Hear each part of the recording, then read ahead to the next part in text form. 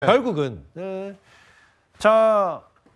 지난 유세 과정에서 했던 조금 전에 한동훈 전 대표 서울시청 광장에서 마지막 피날레를 김문수 후보와 함께 했는데 한동훈 전 대표가 조금 전에 SNS를 올렸습니다. 물론 색깔이 다르게 저희가 칠한 부분 너무 낙담하지 마십시오. 포기하지 말아 주십시오. 국민의 뜻을 겸허히 최선을 다하겠습니다라고 했지만 핵심은 저 윗내용인 것 같아요.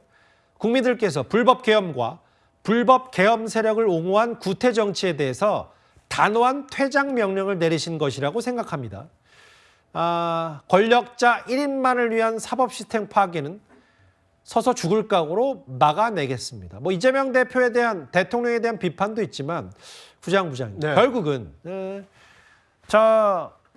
지난 유세 과정에서 했던 친윤에 대한 정조준 이런 메시지를 선거 끝나자마자 바로 한동훈 전 대표가 했습니다. 네, 대선은 이제 끝났습니다. 그리고 국민의힘의 이 지도부도 사실상 와해된 상태입니다. 예. 그렇기 때문에 대선 패배한 국민의힘에서는 새 지도부로 누구를 선출했느냐, 그래서 당을 재건할 것이냐의 문제가 남아 있습니다. 오늘 한동훈 전 대표의 메시지만 놓고 보면 당권에 대한 이 강한 도전 의지가 느껴집니다.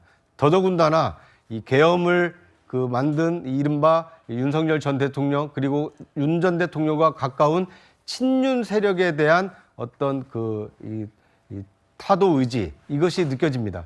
그렇기 때문에 대선에서 이 패배한 김문수 후보 그리고 이 친윤 그리고 계엄 세력에 대한 척결을 내세우고 있는 한동훈 전 대표 그리고 끝까지 자리를 지켰던 안철수 의원, 국민의힘 당권을 놓고 최소한 이 3파전이 좀 예고가 되고 있는 것이 아닌가 하는 생각이 듭니다. 예. 또한 국외에 있긴 하지만 홍준표 전 대구시장이 대선이 끝났으니 귀국해서 다시 이 보수 진영을 재건하기 위해서 이 새로운 창당 또는 보수 재건에 나설지 그것도 주목이 됩니다.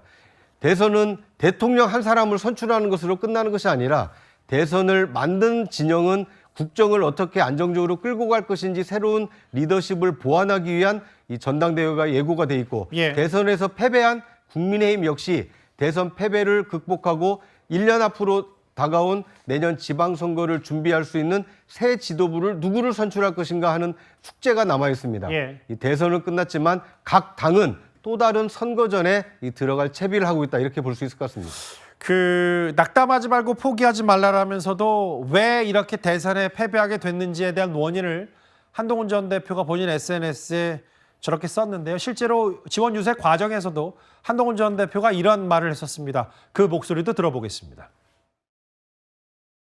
제가 여기 이렇게 빨간 옷 입고 2번 달고 호구처럼 나선 건 저 친윤 떨거지들의 호구가 되기 위한 게 아닙니다. 바로 여러분과 대한민국의 호구가 되기 위한 겁니다. 제가 며칠 전부터 친윤 구태 척결을 말씀드리고 있습니다. 그거 대선 끝난 다음에 당권 이런 거 아닙니다. 그게 이번 대선에서 김문수가 이기는 유일한 길이기 때문입니다. 한동훈 전 대표 SNS 메시지가 나오기 전부터 사실은 출구조사 결과가 나왔을 때부터 한동훈 전 대표와 가까운 사람들을 중심으로 해서 국민의힘 계엄 모호한 채 국민께 뻔뻔한 한 표를 애원했다. 진종호. 권성동 원내대표 양심 있으면 물러나라. 박상수. 이런 친한계 인사들의 얘기도 있는데요. 결국은 이거는 여야 할 것 없이 야당이 건강해야 여당으로서의 견제도 받는 거고 여러 가지 대한민국 정치의 고루 발전이 되는데 이동학 의원님. 네. 일단 한동훈 전 맞습니다. 그것이 됐고요. 결국은 야당이 질이 멸렬하게 저렇게 되면 예. 그러한 것들을 좀 다시 돌아올 수 있는